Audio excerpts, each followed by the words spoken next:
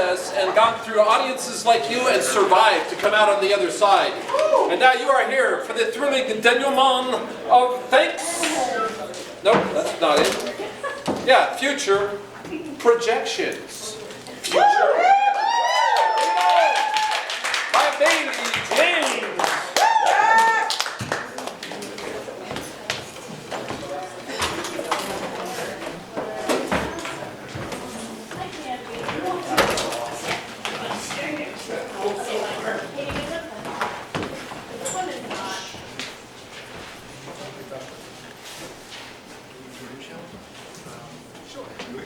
I'm Angela. I'll be playing Annie. I'm Boom, I'll be playing Zeke. I'm Thomas, I'm the narrator. Alright, so recap of the series. Annie and Zeke are friends who work together at a newspaper. At the company Christmas party, they debate whether it's a bad idea to kiss because it might jeopardize their friendship. They end up making out. A few months later, Zeke begins dating a girl named Natalie, while Annie strikes out again and again at online dating. Zeke and Natalie get more serious, and Annie accuses Zeke of being trapped in a relationship because he doesn't know how to be alone. Zeke tells Annie he's trying to decide whether to take a new job at a tech company in Seattle, meaning he'd have to move away. So recap of episode 5. Annie shows up late to meet Zeke for burgers on one of their last days together before Zeke moves to Seattle.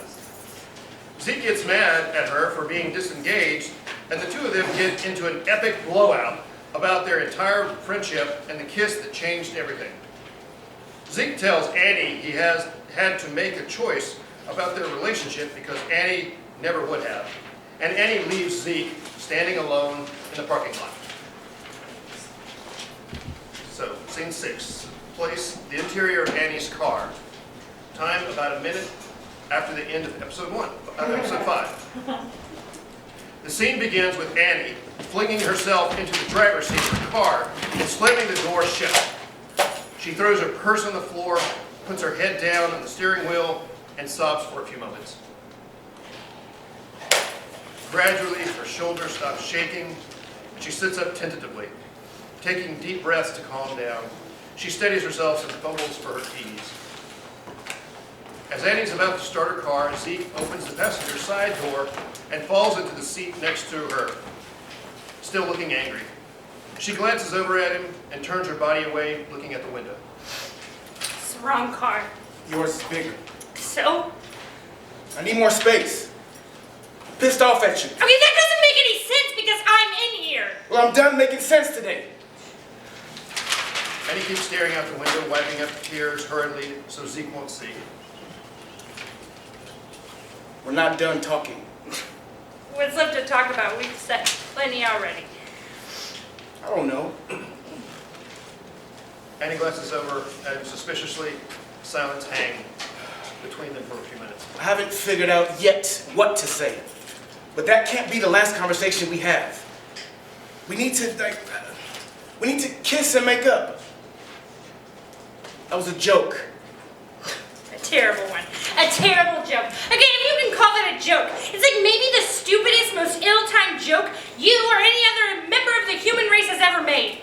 Which means the worst is behind us. It's all uphill from here. Okay, how would you even bring that kiss up right now? At a time like this? I can't believe, you were just... Why should we make up? Like really? Put aside any feelings you might have about leaving town with this fight on your conscience, or the embarrassment of making a scene in public, or, needing to feel like the good guy that everyone likes or whatever. I have never yelled such nasty things at anybody in my entire life. Can we really still call ourselves friends? I don't know. This is uncharted territory for me. But we've been through a lot lately. I mean, we can say that we can. Fine. Say that we can. I guess we owe each other that much. Okay? So on one hand, that back there was the ugliest thing that happened to us since in a parking lot since you threw up in the entire fishbowl in the Saturn room. Okay, that was my birthday, and we have a moratorium on discussing that event. But, on the other hand,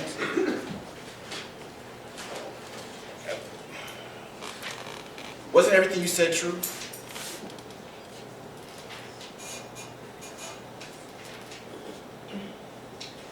Yeah.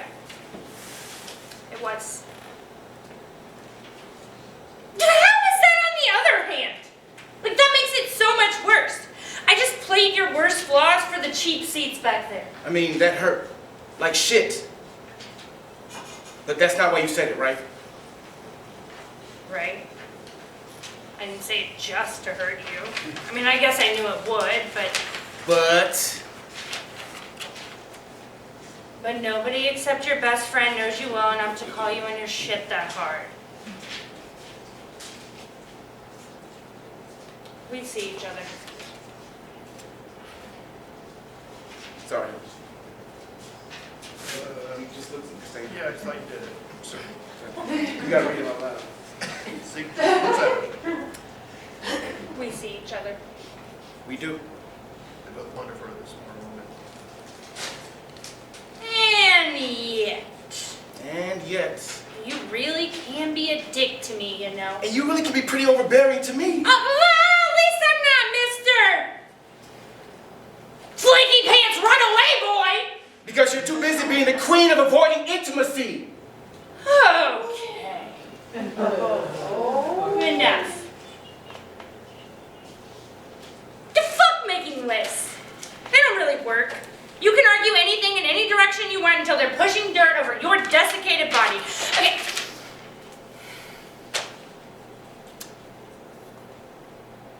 Here's what I know. Every list I've ever made is just me trying to convince myself I have a perfectly logical reason to do what my gut is telling me it wants. So what is it telling you now? Any place with the keys. Thinking. Do you remember when we met? Of course. It's not the first thing. It's not often the first thing a coworker says to you is, "Don't trust the coffee here. I think they put cocaine in it to make us work longer." Yeah, well, we never disproved that. Okay, but to me what stands out is how it felt. Have you ever, like, heard a song for the first time and before the song is even over, you know it's going to be your new favorite song for a while? And then you don't know how, you know exactly, but you just know? And, well, that's how meeting you felt. Our first conversation wasn't profound or anything, but somehow I knew it'd be important to me. Well, did you know it then too? Not quite yet. It was later. And he looks at him, waiting for more. He doesn't say anything else. Well, I think when I really understood it was when I realized that every time something good or funny or weird happened to me, I couldn't wait to tell you about it. And he fidgets self-consciously and looks at Zeke for a response. He still doesn't speak. Sorry, I get it. It's like, it's one of those like clingy, overreaching things that would make Natalie mad. I just mean that like when we talk, it's just very. What I said back there, it didn't come out right about the choice. You choosing that you didn't want anything else to happen after we kissed. Yeah, but I didn't think about it like that. At that Christmas party, I was so drunk in the first place because I was still messed up over my ex. Not that I didn't want to kiss you. I wasn't really thinking about what would come next. I was lonely, and after that, I was just confused. Confused about. What to do? I usually just, let things happen and see where life takes me, but I could tell that that wasn't going to work here. I was just going to keep doing desperate things because I was lonely, and so I just made a decision.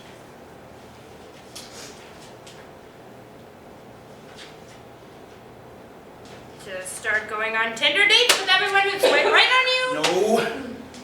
I knew once I started dating again that I was probably going to be stupid and selfish and make a lot of mistakes, and I didn't want you to be one of those. And that's when I knew that the way I felt about you is how you feel about me. That I totally didn't want to get what we were supposed to be. I just didn't get it, right? But I wanted you there.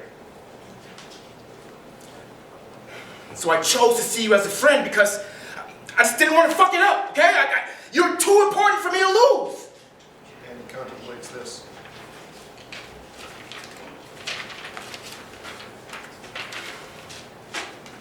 It's like the sweetest thing anyone ever said to me. Zeke shrugs again, looking away with embarrassment. Annie reaches out and squeezes his hand. He squeezes back and they sit in silence for a moment.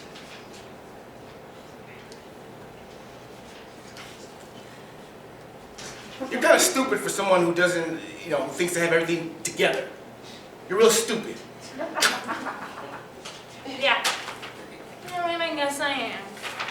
Won't hold it against you. Everybody can't be as evolved as me. And he looks pensively out the windshield.